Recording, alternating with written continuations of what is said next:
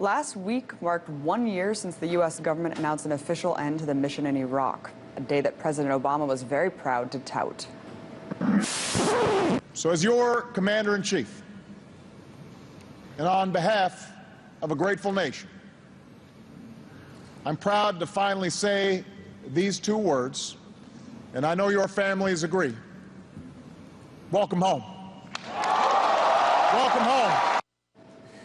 And today is actually 1 year exactly since the last convoy of heavily armored U.S. troops left the country. That was the point at which, according to the U.S., ended the 9-year war. But is the war really over?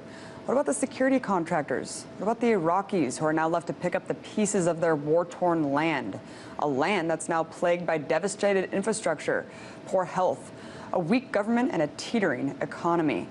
So here to talk to me about Iraq as it stands today, I'm joined now by Dahlia Wasfi, Iraqi-American activist and editor of LiberateThis.com, along with her husband, Ross Caputi, activist and director of the Justice for Fallujah project. Thank you so much, both of you, for coming on. Thank you. Thank you.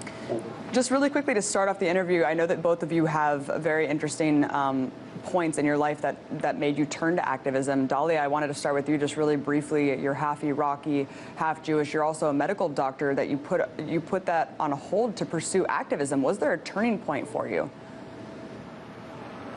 Yes, during the build-up to the shock and awe invasion in September 2002, I really sort of came to a crisis of conscience. The United States had already invaded Afghanistan and was now preparing for Iraq. And I was really coming to terms with what my tax dollars were paying for as I was training in anesthesiology and helping put people to sleep, sometimes for cosmetic surgeries. And meanwhile, halfway around the world, people were dying.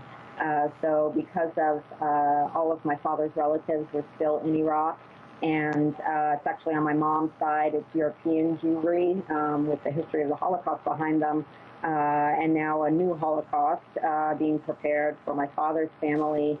And that, along with the example of Rachel Corrie, who made so many sacrifices to stand up for what she believed in, I was inspired to go see my family. And after that, I wanted to do whatever I could using my American privilege to help them.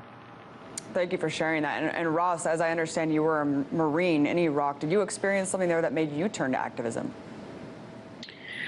Well, I was a regular infantry soldier in the Marine Corps, and it was when we were running these SASO missions, security and stability operations in Iraq, that I understood for the first time in my life what imperialism was. Imperialism prior had been something I read about in books in high school, and it was abstract and not real. I didn't really understand the concept.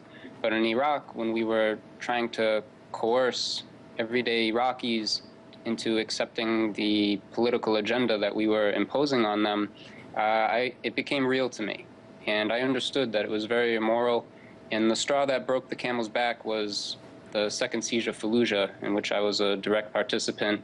And we destroyed that city, and we killed hundreds of civilians, and that drove it home for me, and it became real. And I understood that what we were doing was very, very wrong. Thank you as well for sharing that. I know it must be a very intense thing to talk about. Dahlia, I wanted to go to you. Let's get right into the use of depleted uranium. I know that this is something you guys are both pretty vocal about. How was it being used, and what did it do to this generation of kids that are being born right now, and what are the long-term effects of using this? Well, the U.S. used depleted uranium for the first time during the first Gulf War in 1991. And at this time, there was an amount estimated of somewhere around 300 tons that were used in Iraq.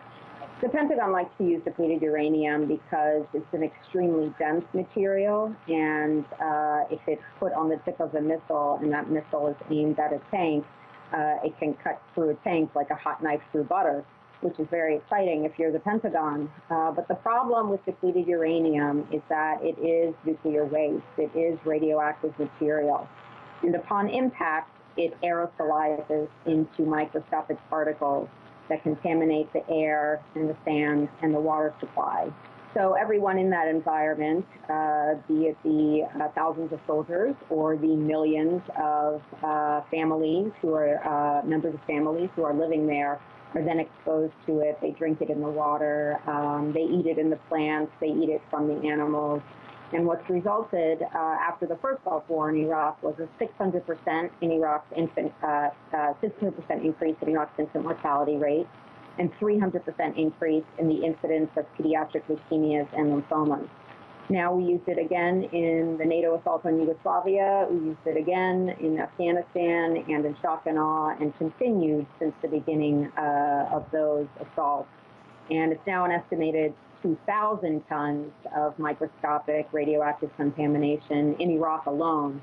And now there are significant birth defects being found in many major cities that were targeted over the years of invasion and occupation in Iraq.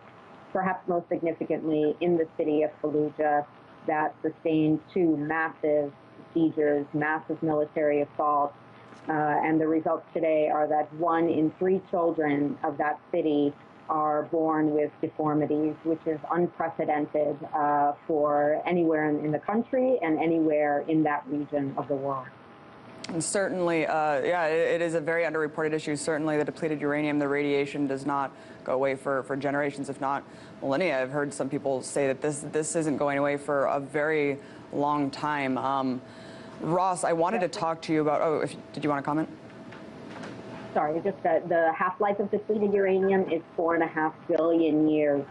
So that's when it will stop having its radioactive effect. So everybody sit tight. It's not going anywhere. Unbelievable. Absolutely unbelievable. A terrible tragedy. Ross, I wanted to talk about the state of Iraq as it stands right now. I mean, when we look at the economy, the infrastructure, the health system, I mean, where would you say the country stands? Is it worse off now than it was in 2003 when the U.S. invaded? It's absolutely worse off. It's a destroyed country. As Dahlia mentioned, the entire country has been contaminated with radiation, and that's not the only type of contamination. There's been one recent scientific study that found high levels of lead and mercury in the cities of Fallujah and Basra, and very likely in other cities throughout Iraq. And this is also contributing to the health crisis throughout the country. Thousands and thousands of Iraqis are going to have to live with these health effects, and it looks like they're going to experience it across generations.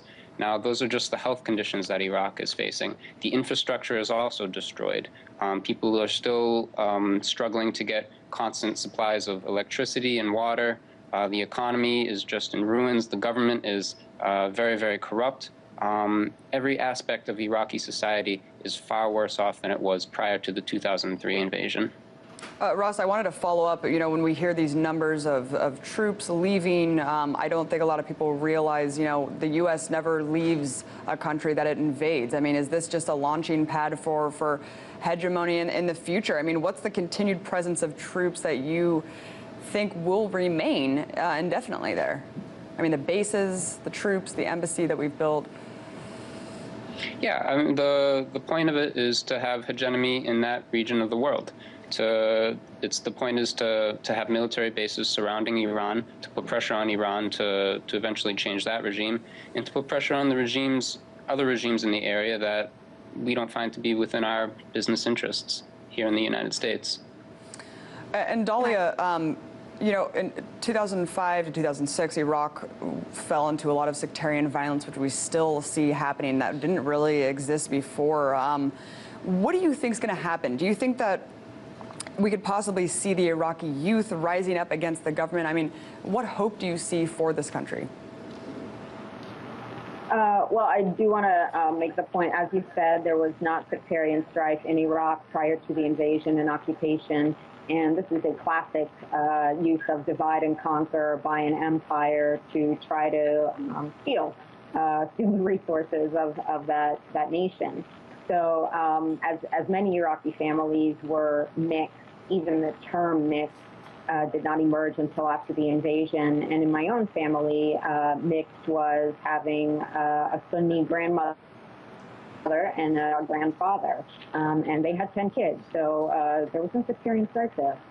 This was the case throughout Iraq. Now, we have certainly orchestrated those divisions, and The Guardian reported, I believe in 2010, that the U.S. was involved in arming and training and funding sectarian death squads. So those divisions are very deep-seated today. But for the future, I believe that we will see what we have seen in other locations where oppression continues, that the next generation that has known nothing their whole lives but occupation will rise up for their own futures and their own families. And the closest example I can think to this is the first Intifada in 1988. This was 21 years,